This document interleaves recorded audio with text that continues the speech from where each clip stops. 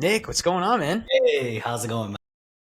It's going great. It's going great. Thanks for rescheduling all everything that we had to. It's been Of like two course. months. We've been trying 3 months even, Busy right? guys, that's it, right? Yeah. How was your day? How's everything going? Good, good, man. Good. Just working away. Yeah. How about you? Good. It was a long day. It was a long day. A couple of different things. Actually, a lot of kids. I've been seeing a lot of kids, which you are a Okay, specialist in, right? perfect. So, yeah, maybe I could pick your brain a little bit I'll, through I'll the try. I'll try, definitely. chat here. Great. So you're in Toronto, right? Yep. Just moved here about 5 years ago. 5 years. Okay. Yep. And you've been in I pediatrics? was, Oh, yeah. yeah, so I was born and raised in Montreal, and then I did my dental school in Montreal and at McGill, and then did a pediatric residency in Rochester, New York. And Oh, no then way. back to Montreal, worked there for a bit, and then 5 years ago I moved to Toronto. So I've been in pediatrics for about 12 years now. Yeah. Wow. Very nice. I visited Montreal. This is going back, I think, 9 years. It was in my gap year in between undergrad and dental school. It's about 9 years. And I really liked it. It was like a quick 3-4 day weekend kind of thing. It was in, I think, June. So you guys had like is that where your Independence Day is? We have like a Montreal, like it's a Quebec, it's a province day. Yeah. Yeah, that Yeah. one. Yeah, it was Yeah. a really Right good after time. the Formula One. Yeah, that's right. Yeah, Montreal's a lot of fun. How are you like in Toronto? Toronto's good. Big city. So busy. But honestly, I moved here for work. So like the mindset's a little different. When I go back to Montreal, it's kind of like cozy vacation mode and it's home. It's comfortable. Here, I'm kind of new and moved here in my 30s. So it's always a little bit more new stuff, different. Right, right. Yeah, because Montreal had like big city areas, and Yeah. also like little kind of Williamsburg, like Brooklyn, like and Rochester. So you were there for Rochester. That was 2 years. 2 years. Yeah. 2 years. Got it. Okay. And then back to That was Montreal. different too. That was very different too, going from Montreal to Rochester, and I was like, oh, it's New York, it's going to be a big city. And when I got there to visit, I was like, oh, okay, this is smaller than Montreal. Totally different, right? Yeah, definitely. And how'd you like Rochester? Rochester was nice, honestly. Like I think it's hard because you go in with that mindset of residency, and you literally spend every day with your residents, and we're Yeah. still friends now. 12 years later, we're still friends. But I remember is the good times, and I'm like, oh, I loved Rochester, but maybe not for the city, but more for the people. Yeah. The city, I did a basketball whatever camp thing there, and this is going back like 15 years. I thought it was like very gloomy. Yeah, yeah, I can see that. Yeah, yeah, it's Yeah, like really there were summer days, but at the end of the day, it's still close to the north, so you yeah, get those cold days for sure. yeah. I felt like it could have been a little more lively. It was dead smack in the middle of summer too when I went, also. But no, Montreal was cool. I like Montreal. I've Yeah, never been to Toronto. Montreal definitely is cozy. Have you been to Toronto before? No, never been. No. Okay. So, I mean, Toronto is definitely fun, lots to do. I think it's very vibrant and lots going on. Montreal has its own fun. It's definitely culture, and food spots are good, and nightlife is great, and it's Hmm. safe. Both of them has pros and cons. And how was dental school? You were probably mostly with residents in Rochester from the U.S. No, Pardon me? when you were in Rochester in residency, you were probably with mostly other residents from the U.S. or was it everyone? Yeah, it was all US. I was the only Canadian in my year. And then I like previous years, Rochester is still pretty close to the border. So a lot of Yeah, Canadians go like from Toronto and Montreal. So I've had like my mentor she graduated from Rochester. So it was kind of, I was just following in her footsteps. And yeah. when I went there, they were familiar with the Canadian system. But when I was there, it was only me that was Canadian. Yeah. All my Yeah. co-residents were American. I'm curious. You want to go into the differences a little bit between like dentistry in the U.S. and then maybe I mean the number system's the same, right? Are you guys using international or are you using like We use the the international. We use the international. Yeah. So it's different. Yeah. So it's definitely like the two biggest changes that I remember was one, the pronunciation of composite and composite. That was my biggest, everyone made fun of me because I pronounce it composite. Canadians pronounce it composite. And then when you go to the US, it's composite. And then you can really I didn't distinguish that. realize And that. then the numbering system was the other one that, they're all like, do you need help? Do you need help? I'm like, no, I think I got this. I had a little sticker by my station, and I'm like, okay, that's how I follow. But now, now it's still there in the back of my head, because certain products are still kind of numbered in the American system if they're coming from the US. So you kind of get the hang of it. Right. It is for pediatric teeth. Is it still letters or how's the injury? Yeah, I don't even know. I mean, you could do letters, but it's a different numbering system. So instead of going A all the way to T, it's by quadrants. So it's A to E, A A to and then back. E. Yeah. Yeah. I'm like, well, like upper right, and then one, like number 8 is the wisdom tooth on the upper right side. Exactly. Okay, so it's A through. I guess that would be. It's For not you J. guys, for you, it's A to T. So A to J and then K to T. And Yeah, then but for you guys, yeah, for us, it's A to E, but you just go by quadrant. So you'll be like first quadrant, A, B, C, D, E. to E. But yeah, but the thing is we actually use a numbering system even for pediatrics. So if adult teeth is 1, 2, 3, 4, you keep going 5, 6, 7, 8. So 51, 52, 53, 54, 55. Same thing. So 81, 82, 83, 84. Just go. You continue to count. Oh, okay, so adult teeth there is like everything 40 and up, and then kids teeth are below 40. Is that what you're saying? Yeah, exactly. Well, no, it would be above 40. So it'd be like the Yeah, 51s. Yeah, would be pediatrics. Yeah, exactly. 50s, 60s, 70s, 80s Yeah. versus 10s, 20s, 30s, 40s are pediatrics. Yeah. Oh, okay. Okay, this is making more sense. Yeah, I was not familiar with. Yeah, there's the it's like we follow pretty much like the same thing as ortho. So I think ortho does the same thing. Yeah. Right, right. I do get a lot of like, oh yeah, upper second, upper eights, the upper what would be upper 4s and 5s. I guess would be usually the premolars that we take out from a. Oh, Exactly. interesting. Yeah, just to throw it out for listeners, the acronym I like to use for remembering kids' teeth is the most posterior molars are A, J, K, and T. So the acronym is Apple Jacks Kill Teeth because like Oh yeah, Apple Jacks is heard like a that. sugary. You, I'm sure you've heard that one. Yeah, I've heard that when I was in the US and I was like, what are you guys talking about? But yeah, I definitely heard it. I've been using that every day, and yeah, I don't know. It's a cute little one to remember. Yeah. In terms of, I mean, you asked about the differences between, dental school in the US and Canada. I mean, I think majority of the provinces, the states in Canada follow pretty much the same thing. You know, you're going to 4 years of dental school and you usually do an undergrad. The thing with Quebec, in that state, you have the pre-dentistry option. So what ends up happening is you go like, before you even do the 4 year program, you do 1 year of pre-dentistry and you don't actually have to do an undergrad and then you go straight into 4 years of dental school. So I was lucky enough. I mean, I guess my grades were good enough that I applied for that program and I did 1 year. I didn't do an undergrad, so I don't have a bachelor's degree before dentistry. I just literally did a 1 year pre-dentistry prerequisites only, and you just do those prerequisites, and then you go into you join the 4 year program with everyone else. Wow, wow, wow, Yeah, wow. Wait, so it's unique to our state. yeah, I mean that's pretty sweet. Wait, so you did do undergrad or you did do the 1 year? I did the 1 year. You went right into it. Yeah, right into it at What a 19. sweet deal. Yeah. That's a Yeah. great deal. I I know mean, other. it's good and Yeah. bad because you don't really know if you want to do dentistry. Okay, so the way I see it is like everyone always says they're like, "Oh, you graduated so young. This is amazing." But when I look back, I'm like, I pretty much chose to do dentistry at the age of like 18. Because Yeah. like when I applied and that's when I interviewed and that's when I started. And from 18 onwards, I do my first year of prerequisites. As of 19, I'm literally in dental school. Is this really the right time to decide your future? I don't know. I think it's a little early. As a 19-year-old, do you really know what you want? You know, the undergrad does help. It gives you a little bit of experience, gives you a little bit of knowledge. So yeah, missed out on That's the undergrad life. yeah. I mean, yeah, you did. You did. It's a pretty good That's time. it. Ellie Yeah, Haladian. Yeah, I saw you. She follows you. I think so. You follow. She's from Montreal. She was saying yeah. for a while, right? And just a quick side note. Do you know? So French, English. Wasn't there one more? I mean, I know French, I know English, and then I speak a little bit of Spanish just because of high school. I took it in high Oh, school. okay. But main language is English, French. Just English, but you Yeah, guys need to know both, right? Isn't that like yeah, a 100%. You need to know like French to survive. And then initially, yeah, like during high school and elementary school, it's pretty much a requirement. You take the classes, you learn it. It's not like, oh, you enroll into a French school or no, you learn French throughout elementary and high school.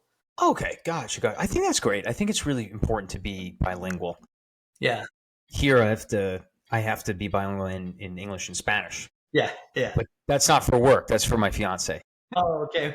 Nice. Yeah. I was gonna say for work, and I just feel like in Rochester it's the same thing. You know, there's a lot of Hispanic A population, lot of so Spanish speaking patients, yeah, right? yeah. Yeah. No, it is extremely helpful. So, did you speak Spanish with them a lot? So I mean, it was a good way to practice because I hadn't taken Spanish since high school. So pretty much all of dental school, I kind of like forgot. If you don't use it, you lose Yeah. it. So I kind of forgot. But then getting back into it, even now, I get some patients, and I'm like, okay, let me try. I want to try. I really do want to practice Spanish. I actually enjoyed it. I took it for 5 years in high school, so I loved it. Yeah. It's a great 5 year. Oh, so you Yeah. really know I Spanish. knew it. Yeah, I knew it fluently, But then once I stopped using it, I was kind of like, and now I can understand it, but I got to like pause, think, make my sentences. It's Yeah. very similar to French. So sometimes I confuse the two, but yeah, Hmm. Oh, and then learning dentistry Spanish is another. That's yeah, another thing. yeah. That's pretty much all I want to know right now. Right? Yeah, every day I actually I think every single one of our assistants are they're bilingual, and so and we have I would say probably like 50% of our patients in the practice I'm at right now are Spanish speaking. So I'm just all day every day we got Bed Bunny going. I'm speaking Spanish. It's but yeah, I'm sure you get it. Not what about in Toronto? How about that? In Toronto, I mean, yeah, there's a mix. Definitely, like I said, in Montreal, I didn't see Spanish speaking patients. It's just maybe like once in a blue moon. Now in Toronto, like yeah, you see them come by, and obviously they all know English, so like it's fine. It's just sometimes we'll see like they're kind of communicating in Spanish, and then my Yeah. anesthesiologist, whenever we're doing GA, we're always like, oh, they're speaking Spanish, and then he's from New York, so he's like, oh, I get to practice my Spanish. I'm like, yeah, me too. And then we'll try, we'll actually talk a little bit, and then when it gets a little serious, we're like, okay, back to English. Yeah, you're right. You're right. You're Yeah, always switching back for the. yeah, exactly. I do that too. I would have thought. I guess it's different. Why do we have? So you said Rochester too. I guess like a lot of New York is Spanish speaking people. And I mean a lot of Spanish speaking people. They've been here for years and years, even decades, and know English.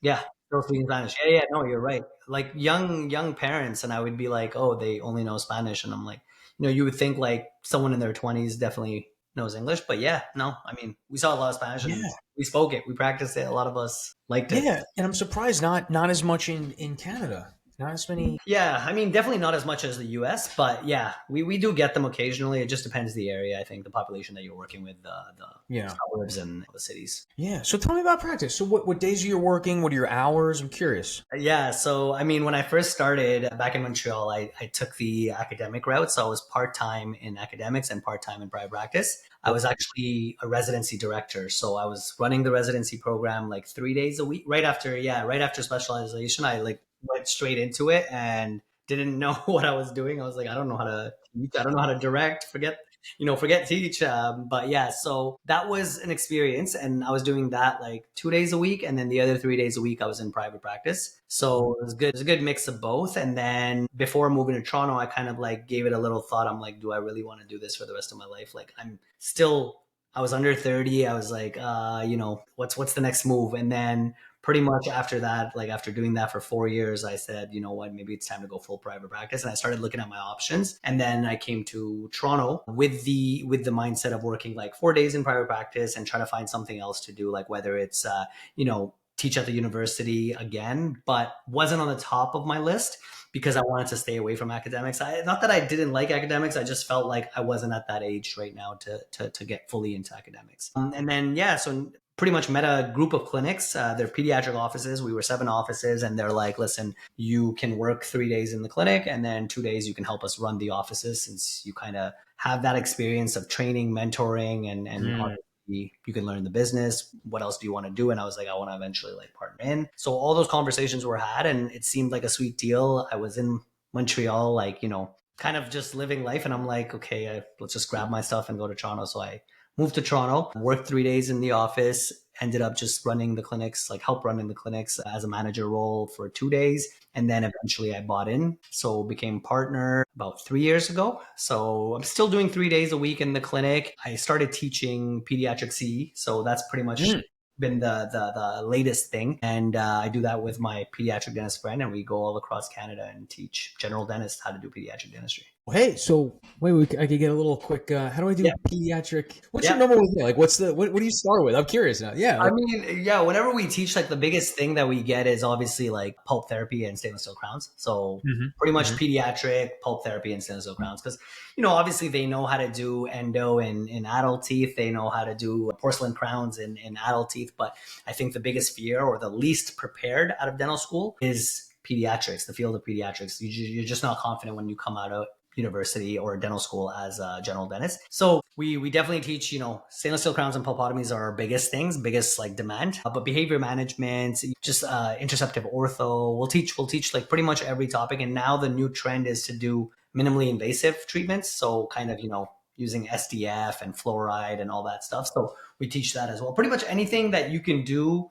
on a somewhat cooperative kid So it's mainly like, we're not trying to get you to do sedations. Like you can send those to us, but the basic patients, we want the GPs to keep them. There's just too many kids for the amount of pediatric dentists. Right, right. Nitrous, keeping it at Yeah, the GP office. Nitrous. yeah, Okay, yeah. okay. And the They can do sedation that. is in your way. So most of your patients, you're doing sedation on. Yeah, a lot of us like because we get referrals, right? And in Canada at least, I don't know how it is in the US, but a lot of GPs want to see kids. They just they'll do the easy stuff and then they'll send away the heavier sedation ones, right? So when we get them, they've already tried nitrous and it's been unsuccessful. So a lot of the times we'll be like, okay, let us try our magic with nitrous. We'll see if we can use our skills and try. But a lot of the times it's like nitrous combined with, Versed. And then sometimes it's general anesthesia, depending on the amount of work, the age of the child. So it's kind of starting to become more, if you go to the pediatric dentist, I would say at least like 75% of them are getting some type of sedation, whether it's nitrous combined with something or Yeah. general anesthesia.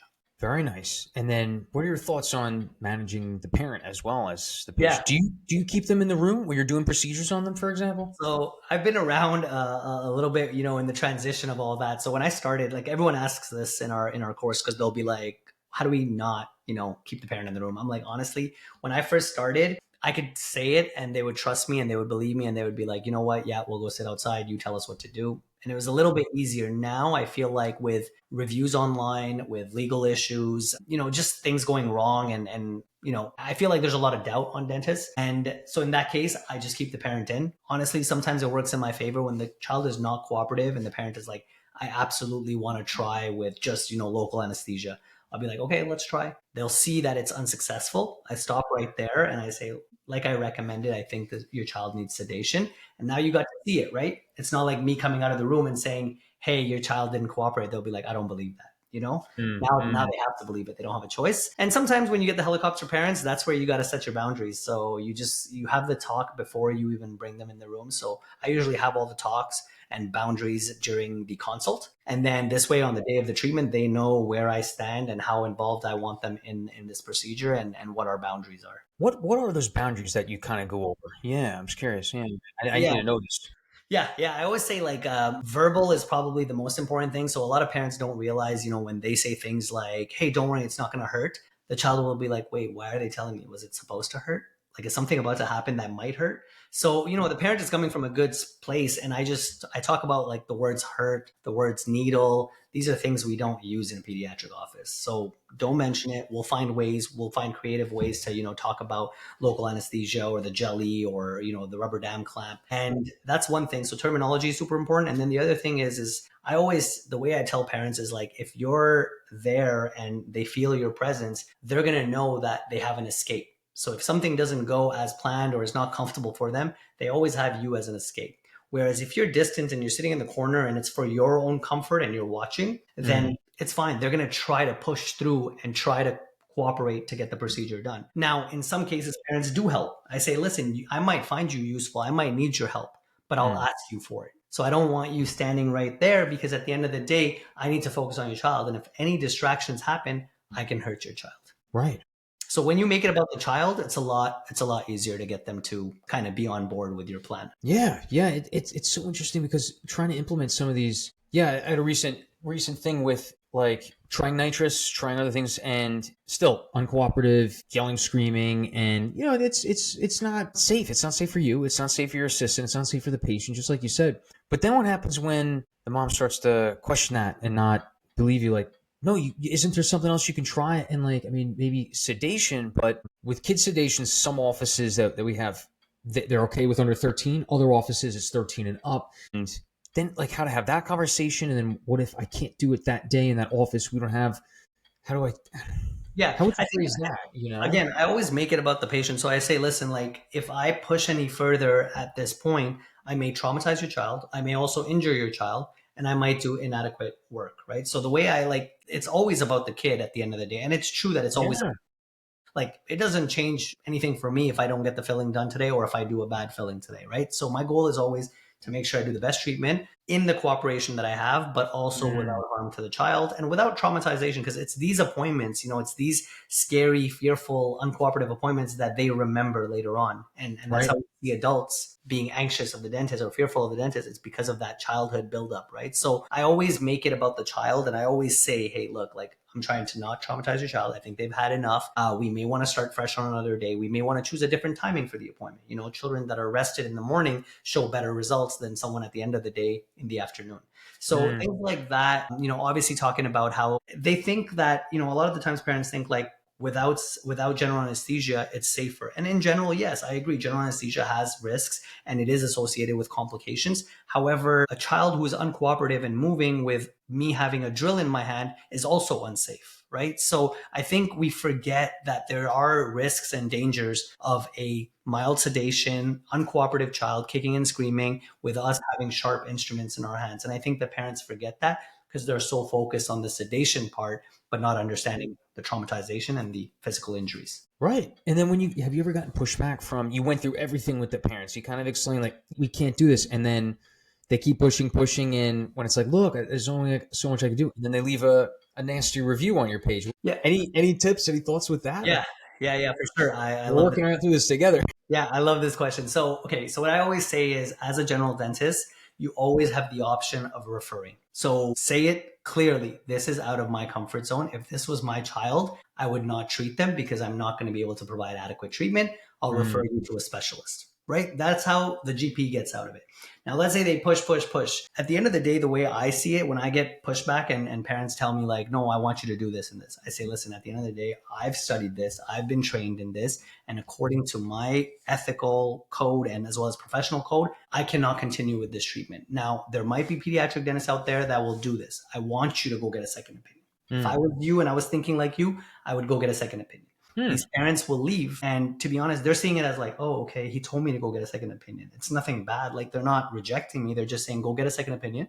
When you're ready to do the treatment like I recommended, come back and we'll gladly do it. And usually the ones that go away and never come back are the ones I don't want coming back, to be honest. And the ones that do come back, they've had the time, they've gotten the second opinion, they've gotten the confirmation, they've done their research, and usually they come back and they happily go through the treatment. So I have no problem gently kind of telling them to get a second opinion. And at the end of the day, as a general dentist, you have even more ease of just kind of saying, this is out of my comfort zone. Like, I've never done it. Just say that. Like, at the end of the day, you just want them to go to the specialist. So it's a lot easier. GPs don't have to do every pediatric case. Pediatric dentist, we have to try it. Yeah. Because then, like, so in an oral surgery office over here where we get patients like come in saying, yeah, but I was told by my general dentist that you guys do sedations here. You guys can do this. And then it gets to the point like, yeah, we can, but your child needs to cooperate at least to a certain extent for us to get, the IV access or, whatever it may be. Yeah. It's because it can get difficult. And I don't know. So the question for you, do you guys like ever then refer those patients to the hospital? Like, could they go to a hospital and get treated in things that you guys don't do in a private office? Yeah, and I do refer to the hospital, but then, the fact of the matter is that hospital visit, just to get the consult, could be 6 months. That's 4 to 6 months right there. And then once they finally get there, that's a consult visit. And then these kids going to have to go to the OR, or they're going to try it. It's going to be a miserable disaster, and it's got to be going to the OR. That's another month to 3 months, or maybe never, because it's 2 baby teeth because the kid didn't want to cooperate in the office. Like, that's the reality behind it. But it's also like, and this is all the way, by the way, for listeners, we're talking about 1 out of like 50 kids that are, and I don't know, or maybe like 20, 25, but like, think about this. Is it, and then I guess a certain level of parenting has to do with it too, because some kids are cooperative and listen, and some kids don't. And I think there is a level of parenting involved where it's like the kids learn to listen, and some kids don't want to listen or throw a tantrum. And it's like, maybe another day, maybe, I don't know. So I like that. What are some tricks we could use with kids? Maybe on a fresh day. I like that. A fresh day. That's a good one. Maybe we need to try another day for up in the ante. Say it was like local or nitrous, and now we got to go up to IV sedation. So maybe we try IV sedation. After the IV sedation, how do you put it so like respectfully and so that they understand where it's like, I am going to have to refer you to a hospital to get this done under GA. And I guess that would be the next thing, because no parent wants to do that. They just waited 3 months for this appointment. I And know. And I think that's where like I always tell any of our new dentists that join our offices as well as like teaching, is that have those discussions at the beginning. So I literally run through every scenario at the consult. I say, listen, if they're cooperative, we're going to try this with local anesthesia. The first appointment's going to go well. We're going to try the second appointment. If at any point it doesn't go well, we may have to add sedation. Now, if ever the sedation doesn't go well, or this child becomes uncooperative, or there's more work to be done, then at that point we'll try general anesthesia. So now they've already known like the little timeline and the map of what's going to happen. It's when you catch them by surprise and you're like 3 months in and now you're like, oh, by the way, I can't do this. So I have it clear cut right in the beginning. And then if they decide to stay and go through that process, they're making that decision and they're staying along with it and trying. And at any point it fails, I've already told them that this was a possibility. So there's no surprise. They knew this may happen. It may be one of I like these. that a lot. Yeah. Let's lay out the roadmap at the initial visit, really early on. Like, hey, if this doesn't work on the local, we could always add on nitrous. If the nitrous doesn't work, we have another. That's a really good point. I haven't been doing that. I really need to make sure that parents know that we have backup options. And when you lay it out, like you said in the beginning, it's like, okay, hey, we're going to have to up the ante. Yeah. And Have some of them you? I already say, at the consult, I'm like, I would normally do these three options, but because your child is not cooperative, I've already taken out this option out of the picture. And so they know that there were more options, but yes, he's right. My child isn't cooperating. If they can't even take x-rays, I'm not going to try to do it under local anesthesia, right? So I'm going to have to Yeah. add nitrous. So just kind of reminding them that, yes, I did consider all options, but this one doesn't fit the criteria. Yeah. Yeah. Yeah. Huh. And then have you ever had, with parent in the room, kids being uncooperative? For our level of doing a procedure, doing surgery, drill in the mouth, needles, sharp instruments, not cooperative. Have you ever had the instance where a parent is like, what do you mean? We could do this. We could do this, right, Jeremy? Jeremy. And Jeremy's not having it. But Time, all the time. I mean, like, now, what do you do in that situation? I've had this a couple times now, and I forget what I did, but Yeah. You have to read the situation. Now, obviously them saying it, if it brings improvements, sure, I'm going to utilize them more then. But if it's not improving, at some point you got to draw the line, which might be based on time. If I've spent 30 minutes trying to just put the jelly on, that's my cutoff. yeah, That's my yeah, cutoff right there. We've already spent 30 minutes. We haven't even anesthetized, right? Same way as if that treatment is starting to become a little bit dangerous, I'm starting to already think about how do I wrap this up in a temporary way? How do I yeah. get this done in a safe way? And I'm starting to bring that road towards there. And then I just tell the parent, I stop right there. I'm like, at this point, it was starting to become unsafe and the quality of the treatment was declining. So I decided to put a temporary filling in there. And now we'll have to figure out, let's sit him up. He'll sit, watch TV. Now let's talk about what our next step is. Right. I did that. I didn't do like, let's sit them up and let's talk about what our next thing is. But everything else I did almost exactly the same. I got a better review for doing that. Yeah, honestly, and that's the problem now, right? Like I think the biggest difference is the consult. Like I'll see kids that are super cooperative, but I'll still have that same conversation. I have literally the same spiel, copy and paste, regardless of age and cooperation, because sometimes you just don't know when it's going to fail. Sometimes you think the kid is great, turns out to be terrible, and sometimes Wait, the terrible kids turn out to be great, right? wait, So isn't it? It's a shocker. yeah. Yeah. And you're lucky in one, but in the other situation, you're like, oh, I wasn't planned for this. I never had the conversation. Like even just fillings versus crowns versus extractions, like I'll tell them from the day one, like that filling doesn't look that bad, but I'll say, hey, if it gets worse, it may need a pulp therapy and a crown. And if it fails, it may even need an extraction.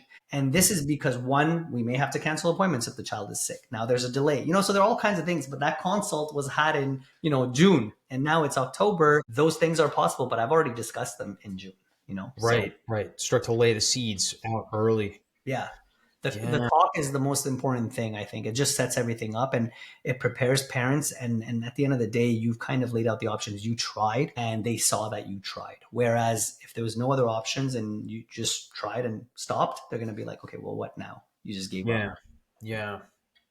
No, this has been really helpful. I'll have to Nice. come up with some more of the spiels to try it. No, Yeah, because and God, when you get a bad review, that just crushes you. Like it crushes you for the day, and you're like, that. A lot of times they're not even true, right? Some of these reviews are just 40 of the time. you sound like you're out there with killing people, and you're like, whoa, God, did you hear anything that I said when we discussed like risk benefits, also like what we could do alternatively? And yeah, Yeah. it's Majority of the times they're not true. You don't even recognize the person they're describing because that's not what happened. It's just they're also upset. They wasted their time. Obviously, people are taking time off work. So sometimes it's even that at the end of the day, I'll say, listen, like this child needs 4 appointments. That's a lot of time. You're going to have to take time off work. They're going to take time off school. Let's try the first appointment. If it goes really well, then we'll continue. But if ever it doesn't go well, we have to think about other options. So it's kind of like I just make it about the patient. And usually when I make it about the patient, the parents are like, okay, we're on the same team rather than,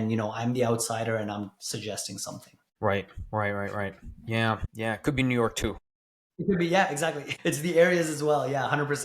I go to different clinics, right? So when I go to different clinics, the spiel changes just a little bit from clinic to So yeah. how have you tweaked it a little? So yeah, I mean, like I didn't see this when I was in Montreal because I used to just work at one clinic. So I went there; it was always the same stuff. But then when I go from area to area, it depends on like the types of people. So there's certain areas, where there's a certain type of population that is involved in like Google research. They went to Mm, Google and they come back. So I pretty much have to be on top of my game when I'm talking about, studies show that, or the science behind this. I've been doing this for 12 years. This is my 4,000th crown, this month yeah. or this year. So you kind of like have to back yourself up and you have to prove yourself. Whereas then I go to certain areas where I'm like, hey, we need to do a, root canal and a crown. And they'll be like, okay, cool. When are you going to do it? So Yeah. you kind of sense that and you learn that with time, obviously, because it's not on day one that you're going to realize that you need to change it, but it is discussion 100%. I think like the discussion is the most important step. For sure. For sure. And then the more discussion you have, then it comes up in the review that you were condescending. And you're like, wait, I just taught you the entire like Yeah. It's about, I say the biggest strength of any human being is emotional regulation. So when you're losing your cool, just remember, just regulate those emotions. And oh yeah, dude, I've never lost my cool. And it's like, we could sit down for another close. 45. Oh, very, very close. Very close all the time, right? But oh man, yeah, it's I don't know. Obviously you could tell this is a sore spot as of today. It's just been a shocker. Don't worry. And Don't worry. yeah, it's crazy. Like no matter Don't what you worry. do, The good will wash out the negatives. we'll see. Yeah, I hope so. Yeah. But man, yeah. Oh, what topics didn't we? Yeah, yeah. I mean, listen, on the thing of negative review, like I wanted to say something about my experience. I didn't have a knock on wood negative review experience, but I had a literally a threat from a parent, right? So this is years ago. Yeah, this is years ago. I was working and the child started crying, and obviously we're doing an extraction. I've anesthetized. I guess the parents was unaware or thought that we don't anesthetize kids. So when he saw me put the needle, he assumed that I was causing pain. And obviously I was pinching the child. That's what I described it as. And the parent said to me straight, right in my face, right next to me, said to me, if you continue to hurt him, I will hurt you. And Come on, and I'm like it's first year out. horrible. I'm first year out. I just specialized as a pediatric dentist, went back to practice. Literally, I think I completed my first year of like private practice. And when I heard that, like you start shaking just a little bit. You're confident that you're doing the right thing, but it hits you hard. And then my assistant's looking at me and she's like, I don't think we should continue. And I was like, yeah, I don't think so either. So I put the instruments down. I got the child up, had the Yeah. conversation with any little bit of courage I had left. And obviously, like they left, they started a Facebook, obviously, conversation on the website, but nothing really like towards me. They didn't know my name. It wasn't a negative review, say on Google or anything like that. But Yeah. obviously, they described the procedure, and that was like my first and probably most severe experience. It hits you, yeah. It takes a while to bounce back, and obviously, like now you learn from that, right? Like what did you miss? So maybe I skipped the part about using a needle because I assumed this adult who told me they just had an extraction of their wisdom teeth last week would know that a needle is involved. And I skipped that one description, where I said, oh, we're going to use a needle first and then extract the tooth, but I learned You say that? You tell the kids you're so using now I needle? don't. I mean, I don't say needle to the child ever, but if I have to describe the procedure, like if I'm doing an extraction and they're asking me questions about the extraction, is it going to hurt? I always say, no, we're going to numb it first. So I do mention that we're going to numb it first. And if the child is not looking, I always point, we're going to numb it. And I act it out. So they kind of, got the hint that there's going to be something done first. And I usually just kind of, I'm well aware of the child. If obviously the child is paying attention, even if they're watching TV, I know they're listening to everything. Sometimes I just step out of the room and I say, oh, I'm just going to talk to mommy outside.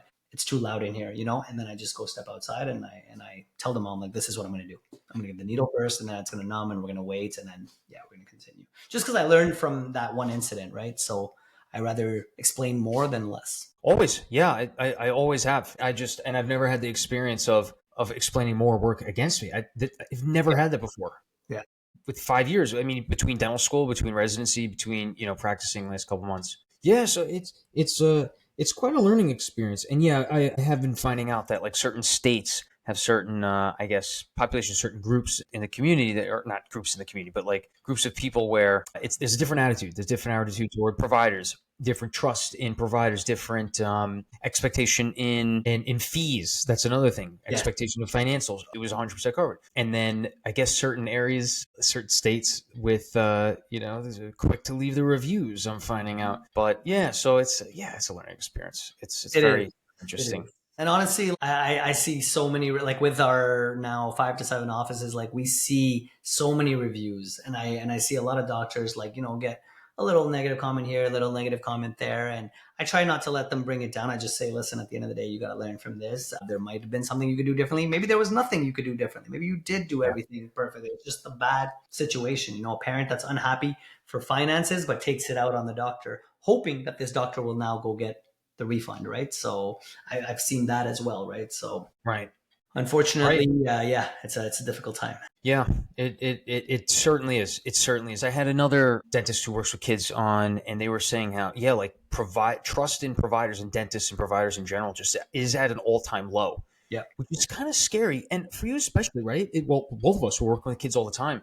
When you're working with kids, it's like you need to have a certain level of trust, but trust from the parent. Like, I'm not here to screw around. I'm here to help your kid. I'm here to help you. Took off work today to do this. I'm here to help your kid. They need this bad tooth out before it comes an infection and they're out there like this in the hospital. We're all here on the same team here. But then, that trust can kind of lead to some, I don't know, a little bit of friction during the appointment. Yeah, and it's always the same tip. Like, I think, again, when I'm doing my consult, like my focus isn't as much as I would love to focus on the child. Unfortunately, now it's become more of a focus on the parent. Like, have I won the parent now? Because then we can move on to the treatment day. Like, I can't continue this process if I don't gain their trust. So even when like sometimes patients will come in for emergencies, they walk in, there's emotions everywhere, there's a chipped tooth or fractured tooth, mom's crying, like this, that. My goal, like as much as I want to already tend to the child, I'm kind of like, okay, mom, this is what we're going to do. And I'm addressing mom's anxiety before I'm addressing the child, right? Like, it's just because that's what it's become. If you don't have their trust, one is going to make it harder for you. And two is it makes the experience worse for the child because they're feeding off of their parent. Right. They're always feeding. There's that energy connection with the parent to the child. I feel like a lot of the anxiety of these kids that come in the office, they've never been to the dentist before. No. Why are you so anxious? And so they don't know what to expect. I think it's coming off the parents, which 100%. Of course it makes sense, right? 100%. And that's one of the conversations I have. Like usually when I do my general anesthesia days, the night before I call the parents. And the only reason why I started doing that now is because I've seen a lot of anxiety with parents coming in. And now the kid is like anxious as soon as we get there. And that makes it more difficult to put them under. So I'm like, you know what? Let me make that 2-minute call the night before, relieve some anxiety. I just made a call before we got on this. And the mom was like, oh my God, I was so anxious. Thank you for calling. Now I feel much better. I'm like, okay, you know what? This will make 100% it way more smoother than had she not had this call. So it's just, maybe it's the unknown. Maybe it's their past experiences themselves. Like they've had horrible experiences. And then it's the idea of that it's their child and parenting has changed, to be honest. It's not the same. Right. It is not the same. It's definitely changed. That's a great idea. I like that. Calling for those, especially the sedation procedures the night before. Yeah. Wow, that is a huge tip because I like to call the bigger case of the day. Yes. At the end of the day, call, hey, just how you're feeling. Are there any other questions I can answer? But calling the patients the next day, like, hey, any questions you need going into tomorrow, you're nervous or whatever, that's fine. That's normal. I just wanted to touch base now to hedge that a little bit. I love that. Yeah. I think I pick and choose. Like, obviously, some cases I'm like, I saw the consult, I remember the consult, and I'm like, you know what? They were so on board. I'm good with this. I don't need to call this. And then the ones that I'm like, ooh, they're having a lot of extractions. let me call them and let me just make sure they're at ease, before we get started. In fact, I'm going to write that down really quickly. I like that a lot, man. Yeah. It does help. Yeah, 100%. It takes a few minutes. Let's say I have 6 cases where I'm done in 30 minutes. I do, 6 calls and it's quick conversations, and I have my little spiel, my script ready to go, and it's pretty easy. That is huge. Yeah, man. Dude, thanks for coming on. What do we hit on everything? I know we're winding down towards the You hour have here. anything else you'd like me to talk about? I mean, listen, for me, it's always been about, putting content out to help general dentists. I feel like pediatrics is, like I said, one of the fields that we're the least prepared when we come out of dental school. So my goal has always just been to serve as an aid and an assist, I call it. If ever they need anything from me in terms of pediatric dentistry, whether it's in the US, whether it's in the Canada, I'm down to help. Yeah. Thank you for that. And you just helped me out a ton on this chat, and Perfect. yeah, other people are going to be listening to this. And now we know that we have a safe place we can go and get advice. Cause yeah, treating kids, it can be very, very, very difficult. It can be nerve wracking. You don't want to hurt a kid. No one wants to hurt a kid. And then here's another thing. When you get, the first time you treat a kid and they scream, a lot of the kids are going to yell and scream just because they don't know what to expect. And then there's the pinch, what do you do in that situation? So yeah, and where do you go? Just like you said, many dental schools aren't preparing dentists or dental students enough for the pediatric space of this healthcare niche. And so I appreciate you taking the time, and everyone that listens to this. This is going to be great. This is going to be great for making that connection to you. And yeah, thanks for the tips today. Of course, anytime. Yeah, man. So I'll get this posted up hopefully by the end of the weekend. I gotta see how this episode, the processing. But yeah, everything's good, man. Thank you, man. Thank you for having me, and you're doing a good job, man. Keep it up. Oh, thank you. Likewise. Yeah. Hey, when I hit end here, if you could just hang on for 10 seconds, it uploads in those final seconds. I don't know if you've done Riverside. I've done it before. Yeah. Okay, sweet. Awesome. All right. Thank Dr. you so Sharma, much. Dr. Little Smiles. Yes, there you go. Yes. I had to make sure I mentioned. I forgot to mention that in the beginning. All good. All right, man. Thank you. Thanks you, again. man. You have a good night. Take care. We'll see you soon. Bye. All right.